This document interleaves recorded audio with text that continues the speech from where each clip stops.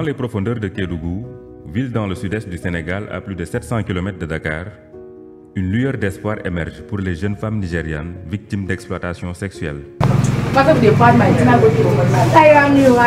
Elles sont 25 à loger dans le centre d'accueil et d'écoute de l'ONG La Lumière qui leur offre refuge, nourriture et hébergement.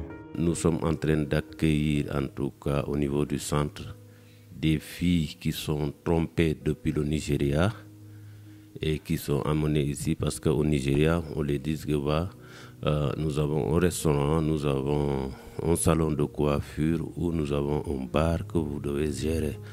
Donc, arrivés au Sénégal, on les impose à la prostitution et on confisque leur papier et on les dit de payer 1,5 million ou 2 millions avant d'être libres.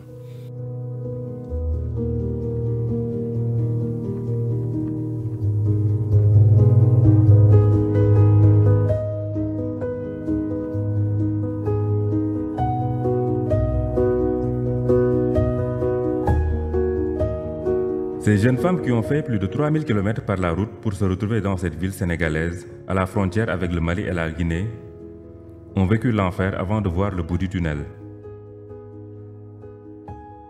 Par rapport au projet, il y a un mécanisme communautaire, en tout cas de sensibilisation au niveau communautaire, qui est composé des CVC, des comités de vigilance communautaire, qui ont été en tout cas mis en place lors des assemblées villageoises au début du projet. Et que maintenant ces CVC sont sur le terrain et nous aident à identifier ces victimes d'exploitation sexuelle. Depuis le démarrage du projet en 2022, nous avons pu retirer environ 200 filles qui étaient en situation d'exploitation sexuelle et que plus de 120 ont été retournés en famille au Nigeria avec 7 enfants.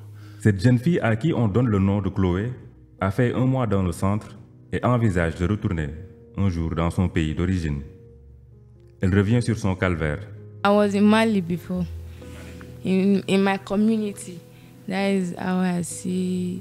I told that this woman, yes, he said, no, he told me that this prostitution, I will come here to do the prostitution. That is how I came here. My family don't have money, even food self to shop is problem. That is why I came here. It's prostitution I do there. It's a woman that is with prison court. It's the woman that introduced me to my madam. His name is Goodness. That is how I gave money, 1 million.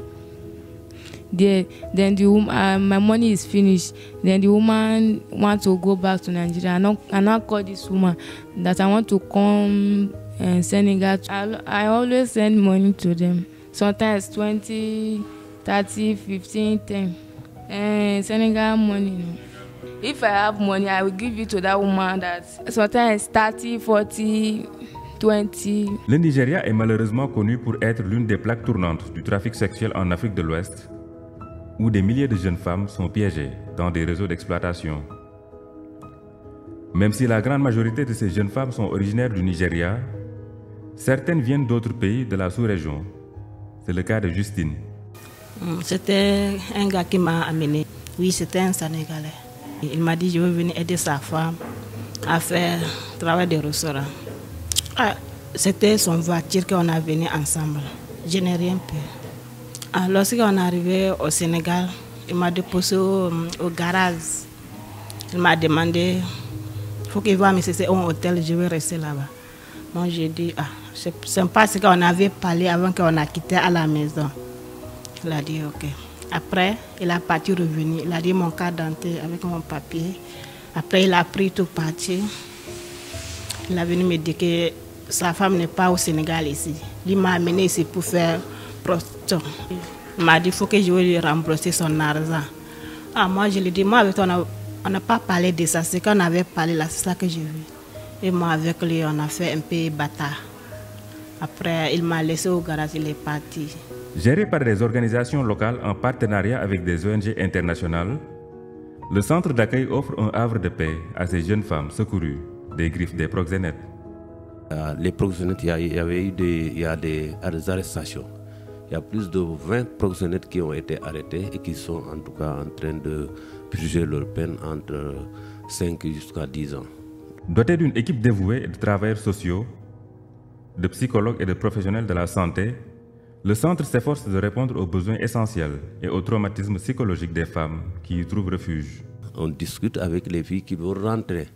Et au niveau du centre, dès qu'elles arrivent, si c'est des filles qui veulent rester au centre et qui veulent retourner au Nigeria, il y a un paquet, en tout cas, de services qui est donné à ces filles. Dès l'arrivée, on l'amène à l'hôpital pour vraiment faire, en tout cas, une visite médicale et essayer de détecter des maladies. S'il y a une infection ou une autre maladie, on fait le traitement. Il y a aussi un psychologue qui est là, qui les prend parce que c'est un trauma. Et le trauma, c'est un trauma par rapport au sexe et à l'argent. Outre l'hébergement et la nourriture, le centre fournit un soutien médical et psychologique essentiel pour aider ces femmes à se reconstruire. Des séances de remise à niveau individuel et de groupe sont proposées pour les aider à surmonter leur traumatisme de leur passé et envisager un avenir meilleur. Il y a beaucoup d'activités récréatives qu'on est en train de dérouler avec elles pour pouvoir les maintenir, en société. Et ensuite, il y a les activités extramuros, c'est-à-dire au-delà du centre. On les amène soit à Dindéfélo, soit au bioparc pour visiter, se divertir, prendre des photos, être en contact avec la famille. L'objectif ultime du centre est de permettre aux femmes de reprendre le contrôle de leur vie. Pour certaines, cela signifie faciliter le retour à leur pays d'origine en toute sécurité, en collaboration avec les autorités compétentes et le centre d'accueil.